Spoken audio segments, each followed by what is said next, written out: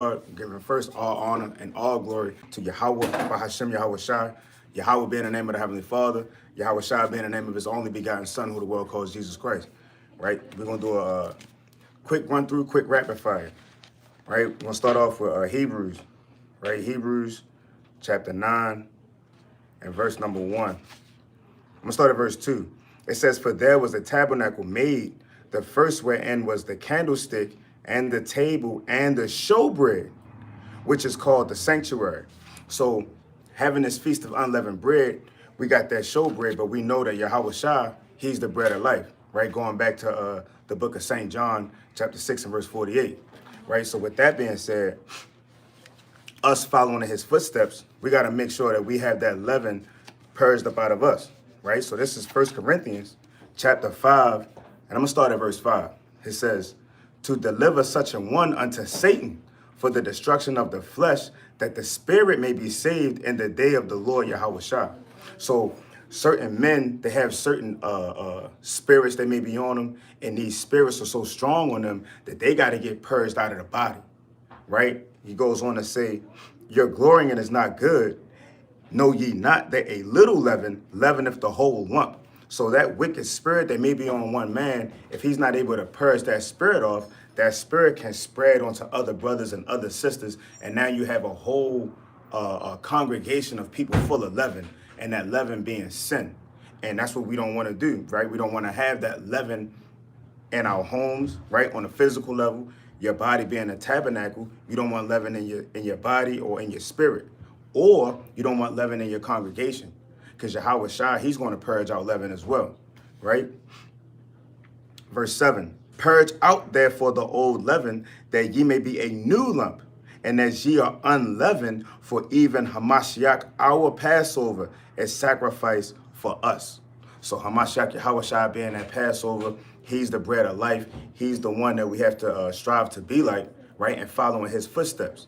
So with that being said, make sure you're purging out your leaven, right? Make sure that next year's Passover, you're not still trying to purge out the same leaven that you was purging out this year. You want to make sure that you're making haste to step up to do better and to do better in this walk, right? And with that, Kwam Yashal, Shalom. Kwam Yasha, all praise, all praise. Shalom, Israel, Shalom, Yasha Allah, brother Atazwa, Gabar, Allah coming back at these precepts, and yet another code cut, giving, of course, all honor and all glory to Yahweh, by Hashem Shah, Wamalak Yahweh Shai, Hatazadaki, the righteous, right? Giving a mighty Shalom, double honor to the elders of the house of David, laboring and doing in his truth, patiently waiting for the second coming of our Lord, Mashiach, Yahweh Shai, right? Giving a mighty strong salute, right? Why? Yahweh Shabbat Shabbat right? Shabbat Shalom, right? To all the mighty Akim on the highways and byways laboring, right? A mighty Yahweh Shem Yahweh Shai Shemata, right? To all the mighty Aqua in his truth, right? And Shalom to all of the mighty Banyam, the mighty children, right? And of course, giving a mighty Ashar, right? Kog Shah, right? Mataz, right? In the Hebrew, happy feast of unleavened bread, man, right? And to touch on the feast of unleavened bread, right? We're going to kick it off with the book of First Ezra. Right, First Ezra, chapter 1 and verse number 19 says, "So the children of Israel, which were present, held the Passover at that time, and the feast of sweet bread 7 days, man." Right, so right now, right, we're moving it in the spirit, man, of the feast of sweet bread, man. Right, also known, right, as the feast of unleavened bread, man. Right, so definitely, right, during this time, right, that this new year that's came in, man. Right, the Lord giving you grace and mercy, man. Right, for us to examine ourselves, right, on this beautiful, high, holy day, man. Right, to purge our leaven, man.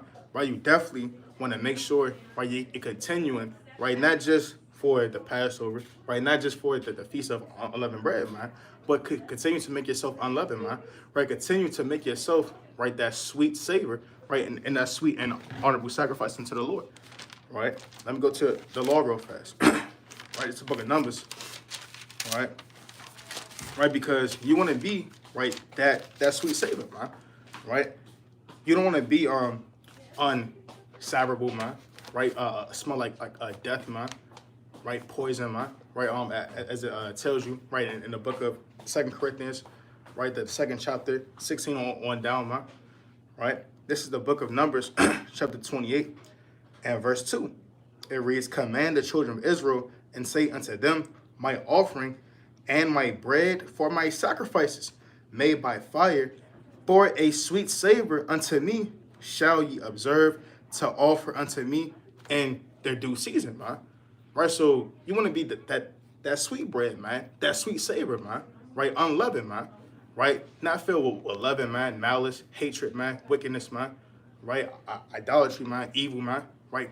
Filled up and puffed up with leaven, man, right? Filled up, right, with all the old wickedness, man, right? You put on the your so-called garment, right? Your so-called mitri, right? A so-called crown, right? You decked out from head to toe for 7 days, man, right? And then afterwards, right, for another, right, 300, right, and odd days, man, right? You're being filled with loving, man, and wicked, man, right? You want to make sure that you're continuing, right, to have that offering continually, right, offered up to the Lord as a sweet savor, right? Let's go to the book of Second Chronicles, right? Right, it's the book of Second Chronicles, chapter 8, and I'm gonna start at verse number 12. Then Solomon offered burnt offerings unto the Lord on the altar of the Lord, which he had built before the porch, even after a certain rate every day, man. All right, so our forefathers, man, offered up, man, an offering, man, every day, man, right, and making sure that the offerings were right, man, right, that the sacrifices, right, were just, right, and everything was in order, right, established, man, right, and presented before the Lord, man. Right, it says, even after a certain rate every day, offering according to the commandment of Moses on the Sabbath day and on the new moons and on the solemn feast 3 times in the year, even in the feast of unleavened bread and in the feast of weeks and in the feast of tabernacles, man. Right, so our forefathers, man, right, not only, right, offered up, right, the offerings, right, for a sweet savor, man, right, for the feast of unleavened bread, man, right, for the Pentecost, man, right, the Feast of Weeks, man, right, the Feast of Tabernacles, right, also known as the Feast of Booths, man, right, but continually, man, every day, man, right, so continually to continue to examine yourself, continually every day, man, a purge out, man, loving, man, continually to make sure that you're offering up, right, that holy and acceptable sacrifice unto the Lord, right, and this is gonna be the last precept. I'm gonna close up, all right. The book of Second Chronicles, right? Second Chronicles, chapter 30 and verse number 21. And the children of Israel that were present at Jerusalem kept the feast of unleavened bread 7 days with great gladness. And the Levites and the priests praised the Lord day by day, singing with loud instruments unto the Lord, man. Right? So this is also a day, man, of great gladness, man, and mirth, man, right, and joy, man. Right? It's not a time of weeping, man. Right? Not a time of thinking about your bills, man. Right? Not a time of thinking about all types of manner, man, of damn folly, man. Right? But a time of mirth, man. Right? Great gladness, man, and also a holy convocation, man. Right? So brothers and sisters, right, should definitely be congregating together, man. Right? And coming together in gladness and mirth, right, for this feast of unleavened bread. And with that, I want to give all praise, honor, and glory to Yahweh. Ba'ashem Mashak, Wamlak Yahweh Shai HaTazadakia, Ha'adanya, right? That's America. Kwame Yashal. Shalom. Kwame Yashal.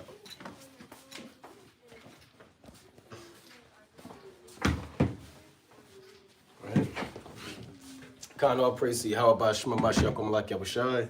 All praise to Yahweh Ba'ashem Yahweh Shai for another feast of unleavened bread, another feast day of purging out leaven, purging out sin, the Most High allowing us to purge out all manner of evil, iniquity, hypocrisy, and madness and folly from our bodies, from our households, from our families, from the nation. So our praises again to Yahweh Ba'ashem Yahweh for that. Double honors to the elect elders of the house of David that's been in this truth for decades and decades, laboring and patiently waiting for the second coming of Yahweh Shai. A hearty, mighty shalom to the mighty men of Most High God who go out there in the highways and byways and push this truth and magnify the ministry. Apostles and prophets, evangelists, teachers, ministers, pastors who go out there risking their life to magnify the name of Yahweh Ba'ashem Yahweh Shai in season, out of season. Shalom to those men. Shalom to all of the men that may not be out there in the highways and byways as of yet, but they're working on it. They're getting built up in the spirit. They're praying. They're fasting. They're studying. They're being diligent and abounding in the work of the Lord. Shalom, shalom. Shalom to all of the Aquath out there, the sincere sisters out there holding it down in the households, those who are married, who submit to their husbands, those who may not be married, who tend upon the Lord without distraction, to the children, the ancient men, the widows, and everyone else in the nation scattered abroad. Kwam Yashala Shalom.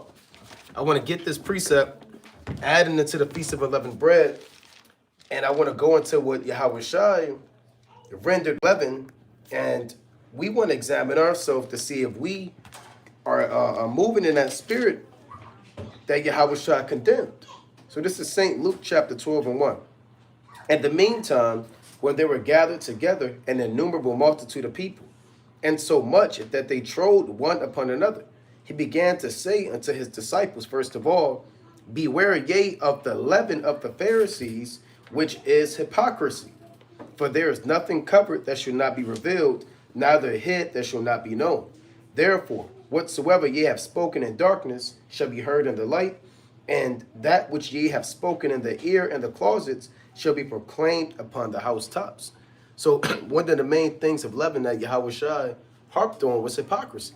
What is hypocrisy? Hypocrisy is when you tell someone to do something, or you command someone to do something, or suggest that someone should move in a particular spirit, when you yourself, you aren't doing that. So if I tell a brother, hey, look, brother, you should be reading, you should be studying, what the hell are you doing? Then when I'm at home behind closed doors, I'm not doing that. I'm watching Netflix for 5 hours straight. I'm doing God knows what, man. That would be hypocrisy. The Pharisees were heavy into hypocrisy. Outwardly, they seemed as though they were righteous. So outwardly, you can seem as though you're a man of the Lord, man. You can have a garment on, you can know the Hebrew, you can have a strong salute, you can have a shofar, you can have long fringes down to the garment, the fanciest mitre, the mightiest beard, oiled up. You can smell like an Israelite, man. You always smell like frankincense, you always smell like, right? You always have a mighty staff in your hand. You might have thought that this man was a man of the Lord, man. Right? Because outwardly, he looks as though he's some type of a brother. Likewise with Akwath, man, with sisters. You got the fanciest dress on, and the jewelry, and maybe kind of got the forehead piece and the nose jewel, and you seem like you're some ancient type of Israelite sister, man. You know? But behind closed doors, you give hell to your husband, right? You're argumentative, you're combative, you're slothful, right? And you're moving in the spirit of wicked foremothers, man. So you want to check your spirit and see if you have leaven in your spirit. The Yahweh Shai strongly condemned that. And in Luke 12 and 2, it says, for there is nothing covered that shall not be revealed. So everything that you think you're getting away with, the Most High is going to bring it on the forefront. All of the wickedness working in darkness is going to come out to light. All of the secret counsels and all of the things that you're telling people to do when you're really doing God knows what in the dark, Yahweh Ba'Shem Shai, you can't fool him. Right? You can't hide from the Most High. Tell you in Sirach 23 and 19 on down that the eyes of the Lord are 10,000 times brighter than the sun, beholding all the ways of men and considering the most secret parts. So the Most High has angels that reveal everything, man. So you got to watch and check your spirit to see if you're moving in the spirit of a hypocrite, man. Let me get this in the book of Job first. All right, let's go to Job chapter 15 and 34. And that's a heavy spirit, man. Those same spirits that Yahweh Shai condemned it back here on the earth right now, man. Stop thinking that it's just the apostles, the righteous men. Okay, we know about regeneration. Okay, Peter's back, John, James. Well, hold on. Ananias is back too. Caiaphas is back. You understand? The Herodians are back, those who pledged allegiance to Herod. All of those wicked spirits, the men that said, give us Barabbas, man. That meant those people are back. The same ones that said, let his blood be us on our children forever, those people are back. The same ones that said, we have no king but Caesar, those people are back. All of these spirits are back on the earth right now, right? So I want to go to Job chapter 15 and verse 34, right? Job, actually, I'm going to start at verse 32. Job 15 and 32. It shall not be accomplished before his time, and his branch shall not be green. So those who flourish in his truth, the Most High is going to have you wither away in the process of time, because that hypocrisy is going to catch up with you, man. You can't keep moving in the spirit of hypocrite and think that you're going to get away with it, man. Right? Rather, the Most High expose you today or tomorrow or on the day of judgment, the Most High said you will not be green. Green is a spiritual color that means life. It means lavishness. It means health. It means fertility. And brown, when you see something brown and withered away, it's the exact opposite. So the Most High is going to crumble men away. Right? Reading on. Verse 33. He shall shake off his unripe grape as the vine, and shall cast off his flower as the olive. So all of the fruit and the works of your labors, the Most High is going to diminish. For the congregation of hypocrites shall be desolate, and fire shall consume the tabernacles of bribery. They conceive mischief and bring forth vanity, and their belly prepareth deceit. So if you're moving in that spirit, the Most High said you're going to get burnt with fire, man. It's not just the people that eat pork and shrimp, crab, and lobster. Those aren't the only commandments, right? Those who may not have fringes on, or you may not keep the Sabbath, right? When Yahweh Shah returns, you're going to get that judgment, but you also have judgments for other things that are overlooked by brothers in this truth, man, and sisters in this truth, right? Let's go to the book of Romans chapter 2 real quick. So Yahweh Shah condemned that. He straight up called that leaven. If you don't know what leaven is, now you know, right? A form of leaven is hypocrisy. You don't have to sit there and try to guess. This is Romans chapter 2. And it's easy to tell somebody what to do, man, because you know what should be done. It's easy, man. Hey, brother, you should do this. You should do this. You got to do this. It's easy to communicate that and tell somebody that. And you could be sincere about it. You can have somebody's best interest at heart, man. But if you don't back it up and work to back that up, what you're saying, or you're not doing it at all, then the Most High is going to get up with you. You better off not saying nothing. That's what Yahweh Shah said real quick in Matthew 7. Let me get that first. Right? Matthew 7:1. Judge not that ye be not judged. That doesn't mean you can't tell somebody not to be a sodomite, or you can't tell a woman to put a dress on, or tell a brother to repent. Right? Judge not that ye be not judged. Just check your spirit before you get on somebody, because guess what? However you get on them, you better make sure you're doing that, man. Right? Or it's like you better make sure you're not doing what you're getting on them for. Verse 2. For with what judgment ye judge, ye shall be judged. And with what measure ye meet, it shall be measured to you again. So if you're going extremely hard, you understand the Most High is going to go extremely hard on you. If you kind of subtile and you rebuke, the Most High is going to get on you that level. He's going to meet you halfway, man. Right? Whatever amount of energy, for lack of better terms, or spiritual force you put on rebuking somebody and judging them, and you yourself aren't doing that, the Most High is going to get up with you, man. You better off not judging anybody, man. Right? You out there telling brothers, hey, look on your fringes. Brother, you never looked on your fringes, man. Telling brothers to keep the Shabbat. You doing God, you popping your women on the Shabbat, man. All right? You're buying and selling on the Shabbat. Right? You telling brothers, hey, Akka, you got to be on fire. Well, brother, you just got through binge watching Netflix for 2 days straight, man. Curling and cracking your toes. Eating yogurt, man. With granola in it. But yeah, you telling brothers to be on fire, man.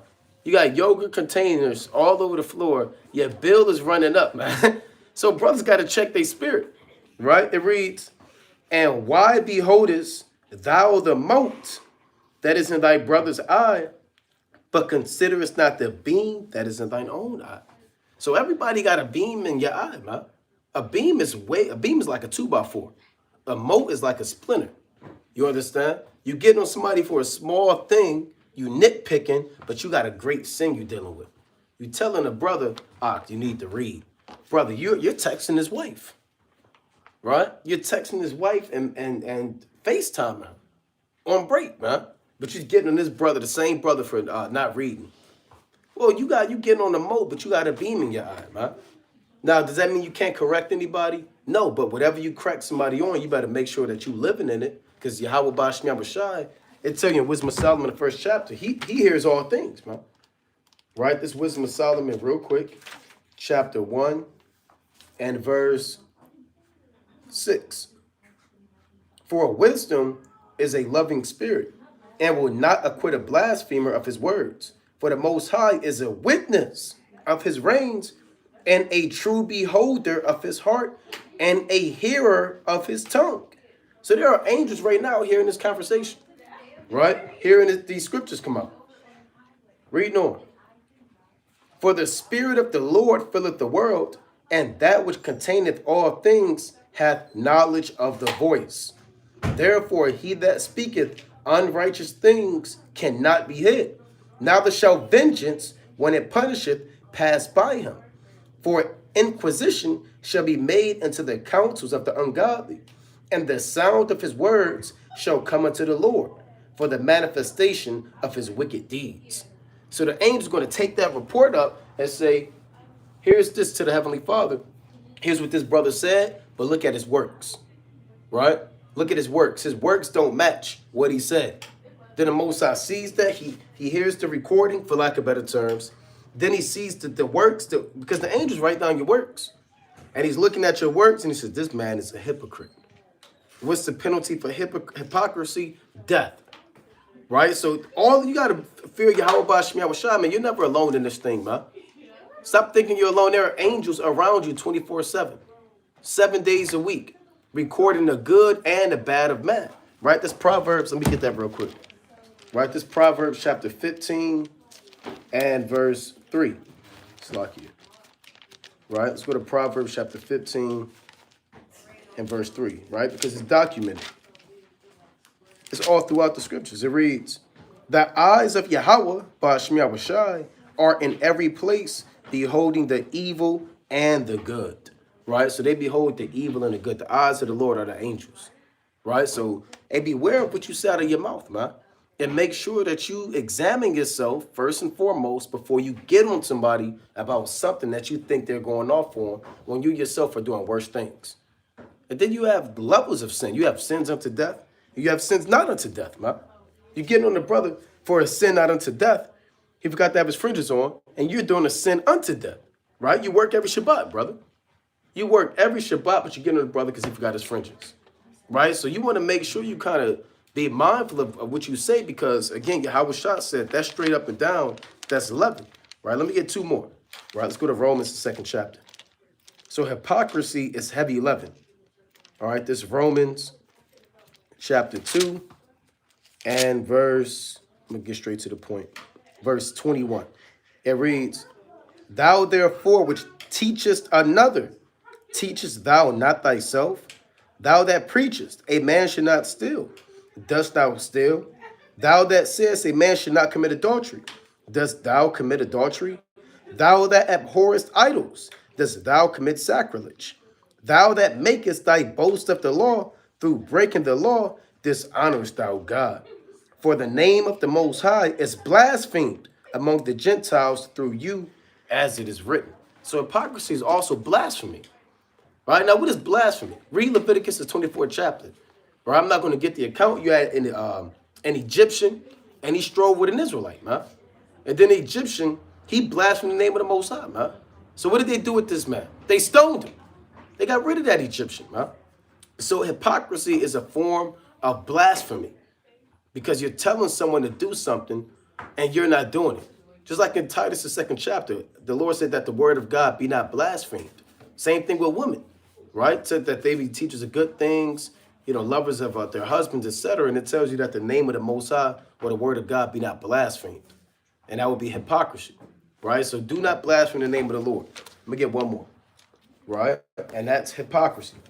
St. Mark chapter 8, right? Let me get one more form 11, right? St. Mark, because like Gabar was saying, well, I think one of the mighty brothers brought it out. You don't want to be keeping the Feast of Unleavened Bread, purging out leaven, and then right after the Feast of Unleavened Bread, you go back to being a nigga, all right, or a negress, right?